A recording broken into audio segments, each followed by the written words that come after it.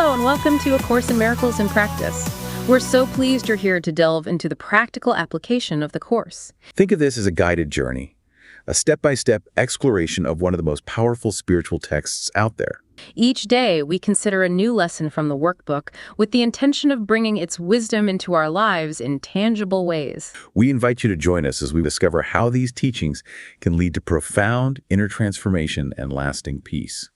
Today, we're doing a deep dive into, finding a sense of real rest, genuine peace, especially when things outside feel pretty unstable. Yeah, it's a timely topic, isn't it? Seems like there's always something stirring up that feeling of instability. And our anchor for this exploration is a lesson from the Course. It's lesson 109, titled, I Rest in God.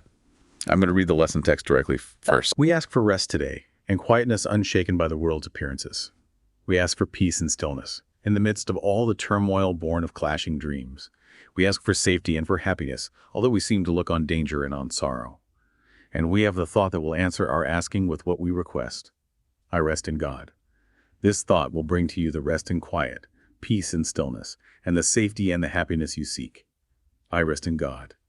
This thought has power to wake the sleeping truth in you, whose vision sees beyond appearances to that same truth in everyone and everything there is. Here is the end of suffering for all the world, and everyone who ever came, and yet will come to linger for a while. Here is the thought in which a son of God is born again to recognize himself. I rest in God. Completely undismayed, this thought will carry you through storms and strife, past misery and pain, past loss and death, and onward to the certainty of God. There is no suffering it cannot heal. There is no problem which it cannot solve, and no appearance but will turn to truth before the eyes of you who rest in God. This is the day of peace. You rest in God, and while the world is torn by winds of hate, your rest remains completely undisturbed.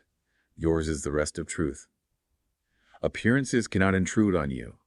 You call to all to join you in your rest, and they will hear and come to you because you rest in God. They will not hear another voice but yours, because you gave your voice to God, and now you rest in Him and let Him speak through you. In Him you have no cares, no concerns, no burdens, no anxiety, no pain, no fear of future, and no past regrets.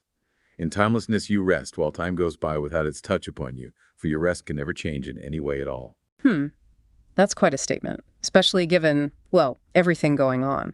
Right, and that's what we want to unpack. You look at the situation, say, in the U.S. right now. Economic anxieties, slowing growth maybe, unemployment concerns, inflation sticking around. Plus the political climate, which feels incredibly polarized. Lots of frustration, disillusionment even. Definitely. So in that context, hearing I rest in God, it could almost sound dismissive, couldn't it? Yeah. Like, how can you just rest when all this is happening? Yeah, I can see how it might land that way initially. It might feel like you're being asked to just tune out, ignore the very real problems people are facing, Like sticking your head in the sand somehow.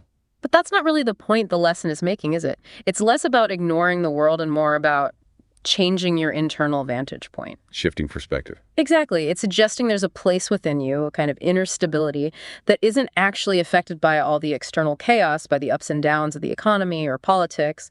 Okay, so it's not saying don't deal with your problems or don't engage with the world. Not at all. In fact, the idea is that if you can anchor yourself in that inner quietness, that inner rest, you can actually engage with the world more effectively. How so? Well, instead of reacting out of fear or anger or anxiety, which is easy to do when things feel unstable, you can respond from a place that's more grounded.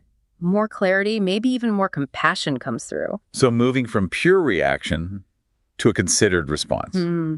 You have a bit more space internally to choose how you want to meet the situation rather than just being swept along by the emotional tide of it all. It sounds like building up an inner resource, like an internal wellspring of strength that doesn't dry up when external circumstances get rough. That's a good way to put it. The practice is about consciously remembering and reconnecting with that deeper part of yourself, that truth the lesson talks about waking up. The part that sees beyond appearances. Right. The part that remembers your essence isn't defined by your bank balance or the current political drama, and that remembrance gives you resilience.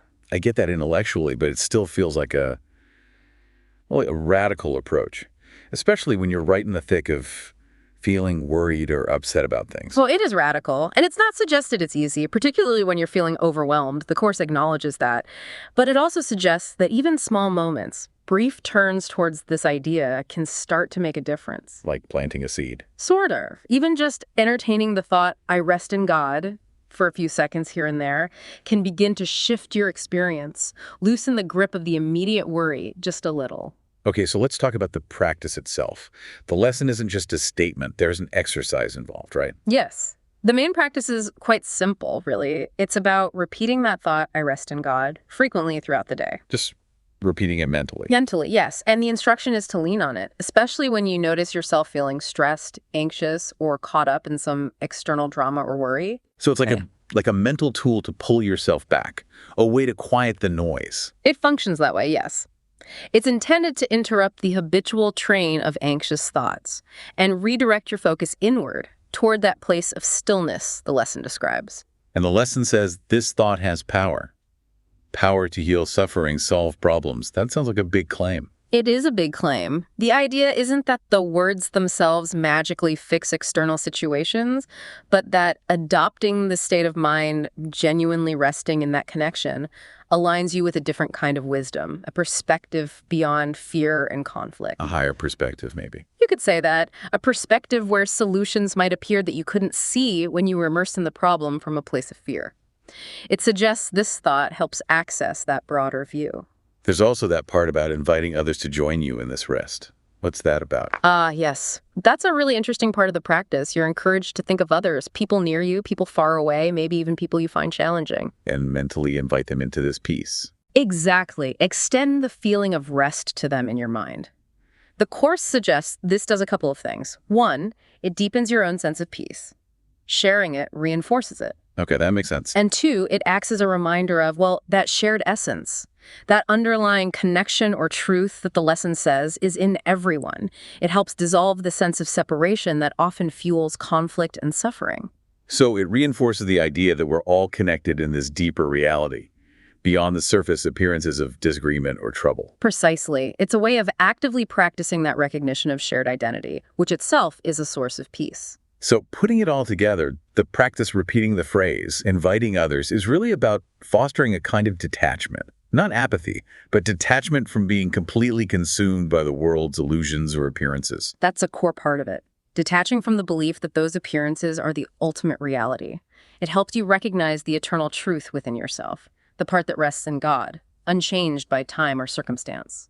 And from that place of recognition, you can navigate the challenge of the economic worries, the political strife, with more resilience, more clarity. Yes, with a more stable inner foundation. You're less likely to be thrown off balance because you're anchored in something deeper than the immediate storm. You see the appearances, you deal with them, but they don't define your inner state. So the core message we're exploring today is really about finding that unwavering stability, that true rest, by consciously choosing to orient our minds toward this principle, I rest in God, no matter what seems to be happening externally. That really captures it. It's an invitation to find a peace that the world, with all its turmoil, ultimately cannot touch. Well, that gives us a lot to reflect on. If any of our listeners have thoughts or questions that came up during this deep dive, we'd genuinely love to hear from you. Please feel free to email us. The address is acim@theworldharmonyproject.org. That's ACIM@theworldharmonyproject.org. We look forward to hearing your perspective.